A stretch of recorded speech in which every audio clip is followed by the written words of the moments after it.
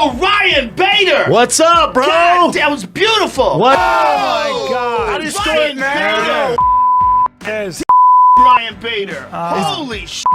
Ryan Darth Bader is one fighter the UFC wishes they never lost. After leaving the promotion and signing with Bellator in 2016, he went on to stun the MMA world, doing things no fighter has ever done before in mixed martial arts. Today, he is the current heavyweight champion in Bellator with a professional record of 30 wins and only 7 losses. We're going to look into how after winning the 8th season of The Ultimate Fighter, he went on to produce some of the most electrifying fights the light heavyweight and heavyweight divisions have ever seen in both the UFC and Bellator. You're going to want to stay until the end of the video to find out how a highly anticipated rematch left Ryan Bader stunning the MMA world once more to retire one of the greatest heavyweights in MMA history. Very few fighters have managed to go under the radar as much as Ryan Bader for the level of competition he has had in MMA. Ryan Dwayne Bader was born in Reno, Nevada and started wrestling at the early age of 7 years old. It became clear Ryan was an incredible athlete throughout his youth, leading to him getting a wrestling scholarship to Arizona State University, where he would become teammates with the likes of UFC vet, currently shrouded in controversy, Cain Velasquez. After making a name for himself in collegiate wrestling, winning multiple accolades, he would go on the archetypal path of making the transition into MMA in early 2007. After less than 2 years of mixed martial arts training, he would go on to appear on season 8 of The Ultimate Fighter, then go on to win by knockout against Vinicius Margalas in the first round of the series finale, foreshadowing a theme that proved itself all too common in his later career. After finishing The Ultimate Fighter, he started to work towards building a name for himself in the light heavyweight division of the UFC. 4 dominant wins later, he was set to face one who many considered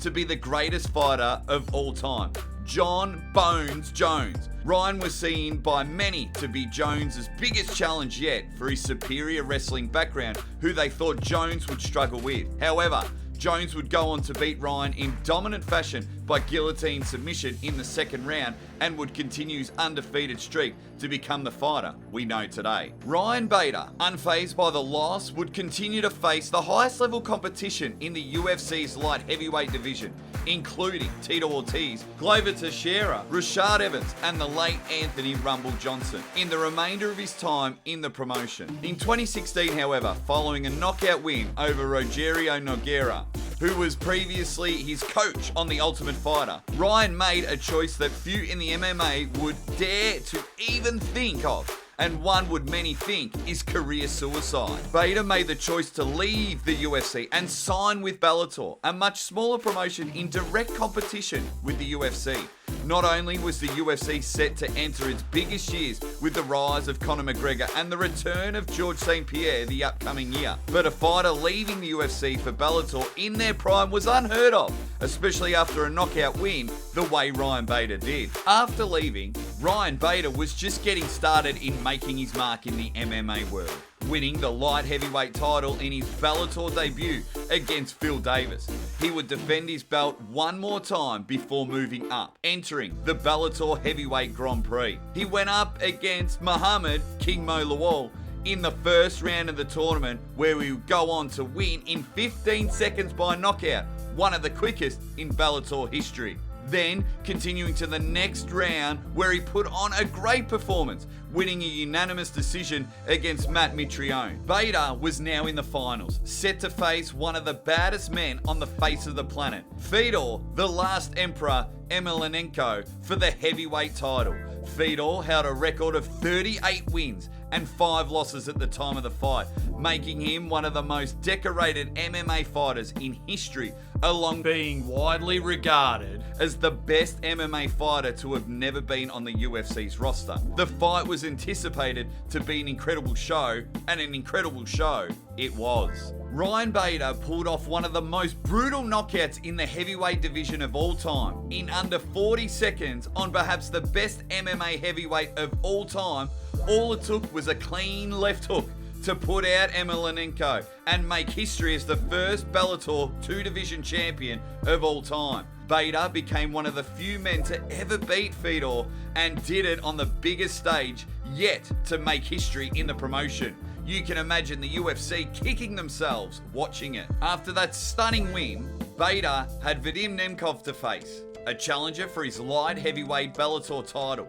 Round 1 was competitive, Nemkov dominating the striking and Bader landing a takedown as well as some clean shots. Round 2 was a change that saw Bader struggle. Nemkov became the aggressor, landing a thundering head kick 2 minutes into the second round.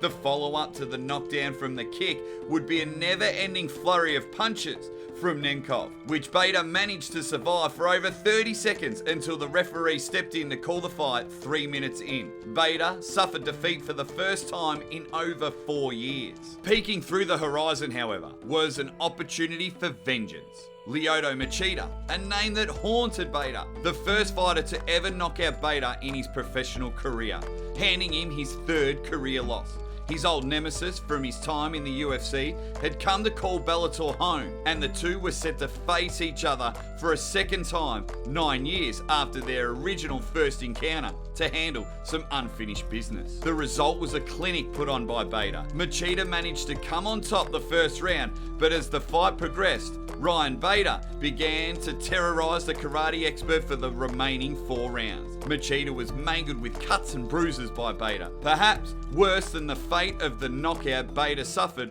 during their original bout. Redemption felt good, Bader was quoted, saying after the fight and redemption he got.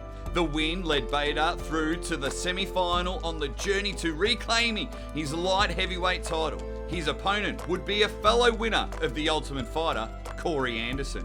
Corey would end up putting Bader out in less than a minute by TKO, an outcome no one had expected, ending Bader's light heavyweight run, and it would become Bader's last fight in the light heavyweight division to this day. Bader, coming off a devastating loss and still heavyweight champion, now had to defend his belt against Russian heavyweight Valentin Moldavsky, who had claimed the interim title in Bader's absence. The fight was competitive, Bader landing heavy shots and showcasing his superior striking, while Moldavsky putting Bader's collegiate wrestling background to the test for a back and forth war. Going to a decision, Bader was named the better fighter.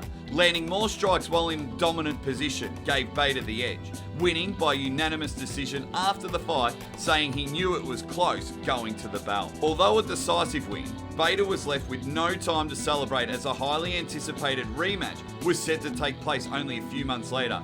Cheick Kongo was adamant to claim the heavyweight title, and Bader, unfazed, agreed to face Kongo in his hometown of Paris 2.5 years after their first encounter.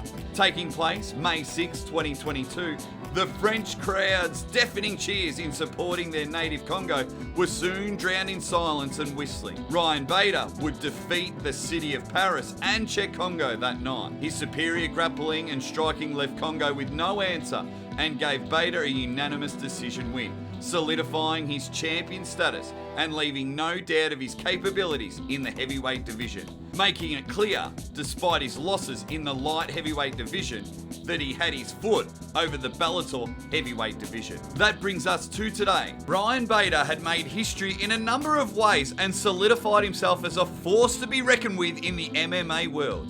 But even after clearing out the heavyweight division in Bellator, there was still an old dog with a lot of fight left, who had Bader next on his hit list.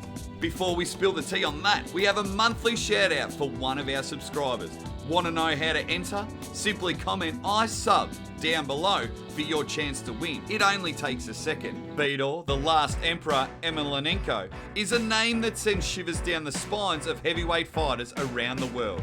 Despite his increasing age and his devastating loss to Ryan Bader in 2019, he would go on to get 2 knockout wins in the first round over MMA icon Quinton Rampage Jackson and Tim Johnson, respectively. The wins earned him the rematch with Bader almost 4 years after their first encounter, and in typical fashion, Ryan Bader would make history and put on a show for the mixed martial arts world once again. On the 4th of February 2023, less than 3 minutes into the first round, Ryan Bader managed to smother Fedor with strikes, leading to him getting on top and, not unlike their first fight, proceeding to inflict heavy ground and pound until the referee had to step in and call the fight.